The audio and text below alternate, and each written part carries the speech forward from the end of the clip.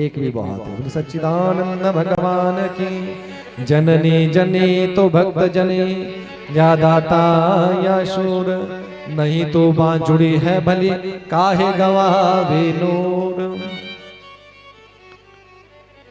आज पिता को बड़ा दुख हो गया उस पुत्र की हालात को देख करके, वेन की उस दशा को देख करके। जब राज्य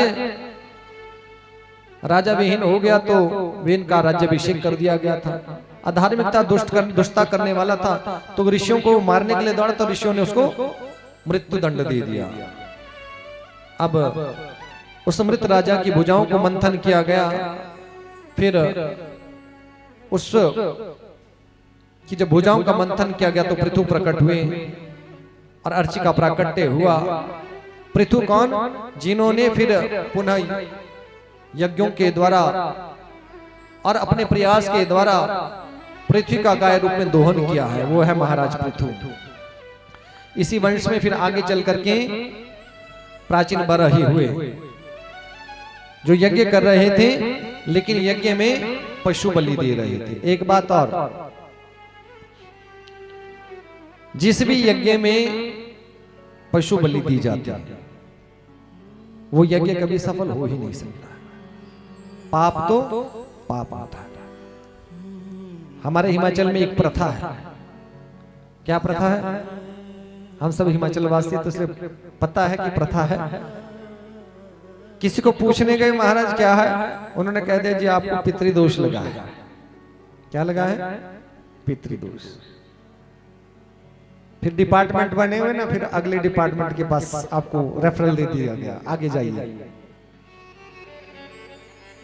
जहां गए उन्होंने कहा महाराज दोष तो कट जाएगा, लेकिन बेचारा एक वो सुबह जो 4 बजे बांग देता है ना, समझ रहे, और एक वो मैं करते हैं। आई बुलाई बेचारे, उनके प्राण, उनके जीव, उनके प्राणों पर आ गए, सारे पितर मुक्त हो गए हैं।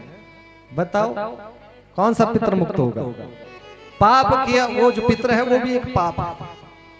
किसी कर्म के कारण पितृदोष में लगे हैं, कोई आगे नहीं गए हैं, कोई कारण होगा, लेकिन ऊपर से उनकी सदगति के लिए 2-4 और किसका आता है? बोले सच्चिदानंद भगवान की।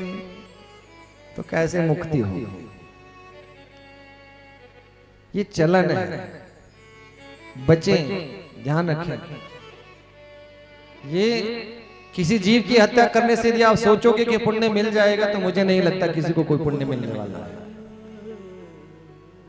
सत्संग करने के बाद, ठाकुर जी की सेवा करने के बाद, और फिर ऐसा कर्म करो तो सोच लेना दंडनीय अपराध है, भगवान भी क्षमा नहीं करते।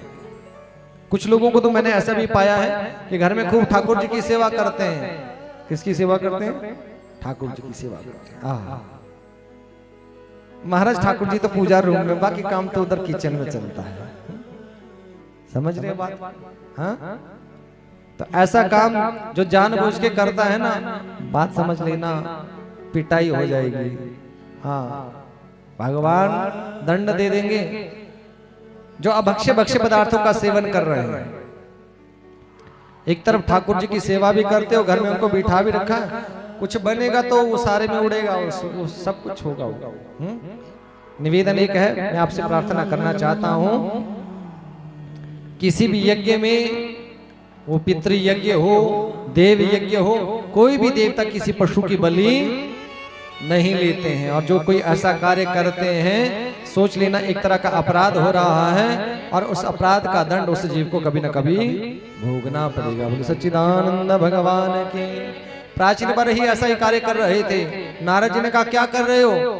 कि शास्त्र ने कहा है पशुन आलवेत, आलवेत यज्ञ कर रहे हैं। अरे शास्त्र ने कब कहा? ऐसे तो पंडित जी भी कहते हैं, जब शादी कराते हैं ना, आचार्य जी जाते हैं तो उसमें विवाह पोथी जब पढ़ रहे होते तो उसमें कहा है कि ततः वरः कन्याया हृदय आलभेत, की वर कन्या का हृदय आलभेत करे। आलभेत शब्द आया है, तो दूल्हे को तलवार पता क्यों दी जाती है? कि जिस समय आलभेत आए तो तलवार निकाल देना। बोले सच्चिदानंद भगवान की। तो शादी हो जाएगी। हाँ, आलभेद का मतलब था कि वर कन्या के हृदय का स्पर्श करे। किसको मारना है ये शास्त्र कहता है। ये बकरा कौन है और ये घोड़ा कौन है, ये अश्वमेध यज्ञ क्या है, ये बकरा क्या है। बकरा कहते हैं ममता को, जिसे जीव के जीवन में ममता है, अभिमान है, अहंकार है, उसको मार देना चाहिए यज्ञ के द्वारा। उसको आपका मन तो शांत हो जाना चाहिए। किसी जीव की बलि का विधान नहीं कहा गया। कई लोग प्रश्न करते हैं महाराज यज्ञ का फल नहीं मिला, आपको क्यों नहीं मिला? आप जानते हो जब आप लोग यज्ञ करते हैं तो क्या यज्ञ की सामग्री को आपने देखा? आपके तिल थे, जौ थे, चावल थे, यज्ञ की सामग्री थी, उसमें कोई जीव जंतु, कोई कीट पतंगा तो नहीं रह गया कहीं वो भी स्वाहा स्वाहा हो गया हो। सच्चिदानंद भगवान की ये बातें समझने की हैं, जानने की। प्राचीन वाले भी गलती कर रहे थे। नारद ने कहा तुम दंड भोगोगे, उनको समझाने के लिए एक पुरंजनोपाख्यान सुनाया। ये कथा सभी ने सुनी है। पुरंजन नाम का एक राजा था, अनन्य नगरों में घूमता रहता था, भोग विलास की इच्छा रहती थी। एक 9 द्वार वाले नगर में पहुंच